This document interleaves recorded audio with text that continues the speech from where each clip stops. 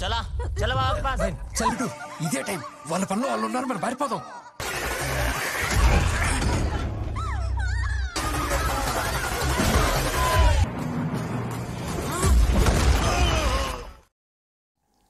Halo sahabat, Assalamualaikum. Apa kabar? Semoga sehat selalu dan senantiasa berbahagia. Terima kasih sudah subscribe dan selalu setia menyimak video-video SLMT-TV. Semoga Tuhan Yang Maha Kuasa selalu memberikan rezeki yang berlimpah ruah dan juga berkah serta kemudahan urusan untuk sahabat-sahabat semua. Tentunya SLMT-TV kembali hadir menemani waktu bersantai sahabat dengan alur cerita film-film pilihan. Kali ini SLMT-TV menghadirkan sebuah alur cerita dari film yang berjudul Katrikeya. Film ini menceritakan tentang perjalanan pengumpulan peninggalan Dewa Krishna yang ditinggalkan di beberapa tempat yang memiliki fungsi untuk melindungi warga dari kebinasaan. Seperti apa kisah selengkapnya? Simak alur ceritanya berikut ini.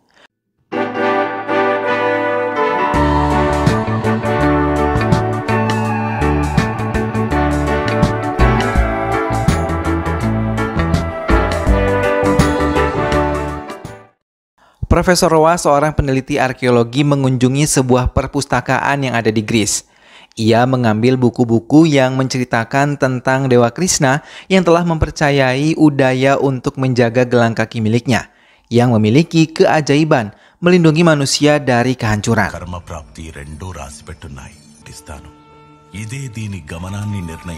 Kakinya hingga Dewa Krishna menjadi marah dan mengutuk kota Dwarka menenggelamkan kota tersebut dengan terjangan tsunami yang sangat dahsyat.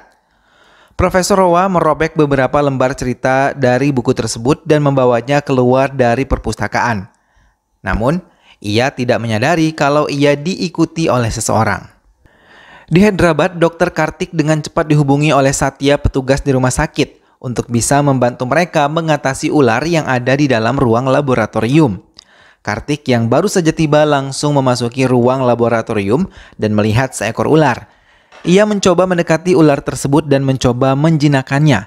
Semua orang merasa terkesima melihat keahlian Kartik dengan mudahnya menjinakkan ular tersebut. Profesor Rao mengadakan perjalanan kembali ke India. Dengan ramahnya, ia menyapa penumpang yang ada di sebelahnya yang juga tertarik dengan buku bacaan Profesor Rao. Dengan senang hati, Profesor Rao memberikan buku tersebut pada penumpang itu. Mereka pun berpisah di pintu bandara. Namun, Profesor Rao tidak menyadari kalau pergerakan dirinya dimata-matai oleh wanita penumpang yang ia berikan buku tadi. Laporan yang diberikan pada Dr. Santanu namun tidak mengizinkan anak buahnya untuk mengikuti Profesor Rao. Setelah pendeta tersebut tewas, ia mengambil gelang tersebut dan meninggalkannya. Ia membawanya ke tempat tinggalnya dan bersama-sama mereka berdoa memohon perlindungan pada Dewa Krishna. Sementara itu, Kartik mencoba menegur pimpinan rumah sakit yang memasukkan pendeta ke ruang IGD dan berdoa dengan menghidupkan api di dalam ruangan tersebut. Ia mencoba menjelaskan kalau asap tersebut bisa menimbulkan masalah kesehatan. Atas perbuatannya itu, Kartik dipecat dari rumah sakit tempatnya bekerja selama ini. Sampai di rumah ibu dan keluarganya mencoba memahami posisi Kartik yang tidak lagi bekerja di rumah sakit. Karena Kartik merupakan dokter yang berpikir menggunakan logika dan mempercayai logika. Di Somat, Profesor Rao bersama timnya berhasil menemukan sebuah selendang Dewa Krishna yang tertanam bertahun-tahun di dalam bumi. Ia mengambilnya untuk diteliti. Bersama dengan itu, seekor sapi berlari dan menghancurkan tempat ibadah keluarga Kartik, namun tidak ada satupun yang menyadari kejadian itu. Hingga keesokan harinya, semua orang merasa terkejut melihat tempat ibadah mereka telah berantakan. Ibu Kartik merasa bingung dan dengan cepat memanggil pendeta untuk meramalkan yang akan terjadi dengan keluarga mereka. Pendeta tersebut mengatakan kalau hal ini berhubungan dengan sumpah ibunya yang belum terlaksana untuk berdoa di kuil Dewa Krishna yang ada di Dwarka. Pendeta meminta Kartik untuk bisa menemani ibunya. Dengan berat hati, Kartik mengikuti kemauan ibunya walaupun ia tidak pernah percaya pada hal-hal mistik dan juga keajaiban. Perjalanan Kartik dan ibunya juga berjalan dengan lancar dan selamat sampai Dwarka. Mereka menemui Sadananda, pendeta penyembah Dewa Krishna. Kartik pun mengikuti ritual keagamaan yang memintanya untuk mandi di sungai suci. Hingga ia tidak sengaja menemukan bulu burung merak yang biasa tertancap di bagian kepala Dewa Krishna. Sudananda memperhatikan pergerakan Kartik merasa kagum karena tidak semua orang bisa menerima barang-barang milik Dewa Krishna. Dr. Santanu yang diperingatkan untuk tidak terlalu serakah oleh anak buahnya malah dengan kejam dihabisi oleh tangannya sendiri. Ia tidak mau ambisinya untuk menguasai semua barang-barang peninggalan Dewa Krishna. Profesor Rao yang penuh dengan luka menemui Kartik hingga membuatnya terkejut. Kartik dengan cepat memanggil Bajai untuk membawanya ke rumah sakit. Tapi Kartik tidak lagi menemukan Profesor Rao ketika ia kembali membawa Bajai. Kartik menceritakan semua yang ia alami pada Sadananda. Mendengar itu semua, pamannya meminta Kartik untuk beristirahat karena keesokan harinya Kartik harus mengikuti upacara keagamaan lainnya. Namun Kartik terkejut ketika keesokan harinya Sadananda membangunkan Kartik dan mengabarkan kalau ibu Kartik tidak ada dimanapun. Mereka mencari bersama sambil membawa foto ibu Kartik, tapi saat sedang mencari ibunya, Kartik malah berurusan dengan polisi di daerah Dwarka yang langsung membawanya ke kantor mereka. Kartik mendapat tuduhan telah menghabisi Profesor Roa berdasarkan rekaman yang didapat oleh kepolisian. Kartik mencoba menjelaskan bagaimana ia bertemu untuk pertama kali dengan Profesor Roa. Tapi semua pernyataannya dikatakan berbohong dan tidak pernah dihiraukan oleh polisi di tempat itu. Hingga tiba-tiba datang seorang wanita menyelipkan secari kertas di telapak tangannya.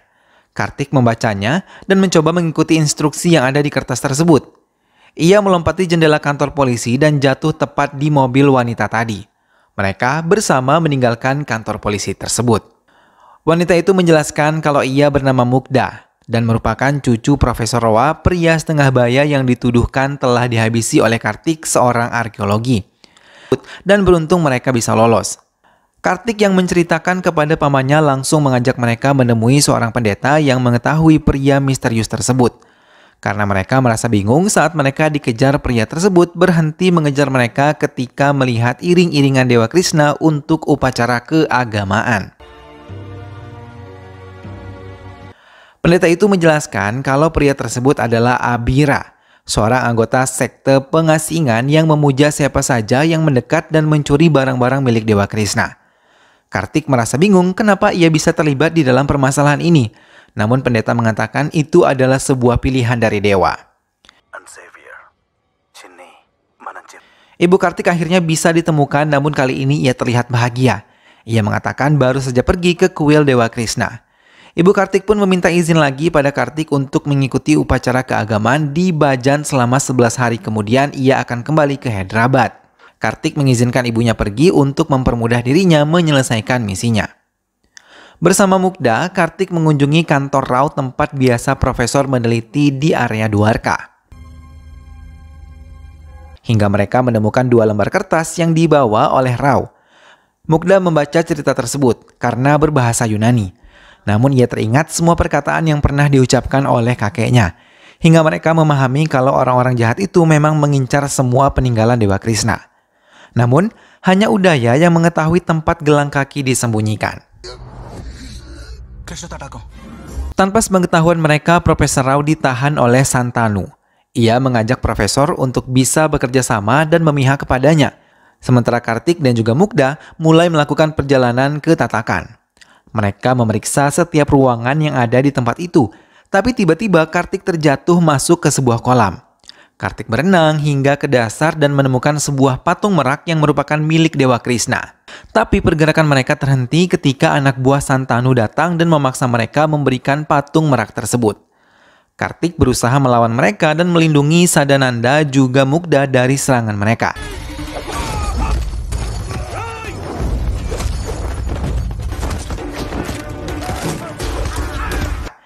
Hingga ia bisa mengalahkan mereka dan orang-orang Santanu melaporkan kegagalan mereka untuk mendapatkan patung merak dari tangan Kartik. Santanu yang tidak mau mendengar kegagalan meminta kembali anak buahnya menangkap Kartik dan mengambil patung merak dari tangannya. Santanu yang telah berhasil menghabisi Profesor Roa menumbalkan Kartik dan melaporkan ke pihak kepolisian untuk menjaga setiap jalan perlintasan, terminal, stasiun, dan juga bandara. Mereka diminta untuk menangkap Kartik dan juga Mukda. Kartik berhasil membersihkan patung merak tersebut hingga kandungan emasnya terlihat berkilau. Kartik memperhatikan dengan baik patung tersebut hingga menemukan sebuah tulisan dari bahasa Sanskerta. Mukda mencoba menerjemahkannya hingga menemukan petunjuk mereka harus menuju Mathura untuk memecahkan misteri selanjutnya. Ke Mathura. Mendapatkan bayaran yang baik, Sulaiman tidak menolaknya dan mengantar mereka ke tempat tujuan yang mereka inginkan. Namun belum juga menemukan yang mereka cari, mereka ditangkap oleh penduduk sekitar yang menganggap kedatangan mereka akan menyebabkan kekacauan. Mereka ditahan di sebuah ruangan dan mereka terkejut ketika melihat seorang wanita ketakutan berada di dalam ruangan itu. Wanita tersebut akhirnya dikeluarkan dari ruangan mereka, namun mereka tidak menyangka kalau wanita itu akan disiksa oleh ketua yang ada di tempat itu. Kartik mencoba membuka jendela hingga ia berhasil dan keluar dari ruangan itu. Ia berniat untuk menolongnya dan Kartik menghajar laki-laki itu hingga pingsan. Dan Kartik mencoba menasihati beberapa warga di sana untuk saling melindungi satu sama lain. Kartik dan teman-temannya melanjutkan perjalanan hingga mereka menemukan sebuah gunung yang terdapat ukiran burung merak di bagian depannya. Setelah berhasil membuka pintu gua itu, mereka berjalan masuk ke gua yang sangat gelap itu. Kartik dan Mukda menemukan beberapa daun segar hingga mereka menarik kesimpulan kalau ada kehidupan di dalam gua tersebut. Dugaan mereka pun benar dan mereka melihat pohon tumbuh dengan subur di dalam goa dan melihat cahaya. Kartik melihat sebuah teropong berada tepat di atas goa hingga akhirnya ia berhasil mengambilnya. Mereka yang melanjutkan kembali perjalanan merasa terkejut ketika keesokan harinya mereka tidak menemukan Mukda. Ia hilang bersama tas berisi teleskop dan beberapa benda lain yang telah mereka temukan. Tak lama berselang mereka ditodongkan senjata tajam oleh anak buah Santanu dan membawa mereka. Santanu yang marah tidak menemukan barang-barang yang ia inginkan, menggantung Kartik dan mengubur Sadananda serta Sulaiman di dalam dinginnya salju. Santanu meninggalkan mereka dan berharap mereka tewas di tempat itu. Tak lama kemudian Mukda datang lagi dan menyelamatkan mereka. Ia mengatakan tidak sampai hati mengkhianati Kartik juga yang lainnya.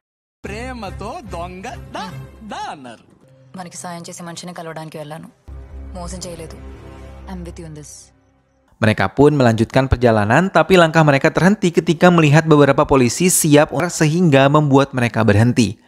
Dengan susah payah mereka keluar dari mobil untuk menyelamatkan diri, tapi saat semua telah selamat, Kartik mengingat teleskop dan tasnya tertinggal di dalam mobil. Dengan cepat ia mengambil tas dan semuanya bisa teratasi dengan baik.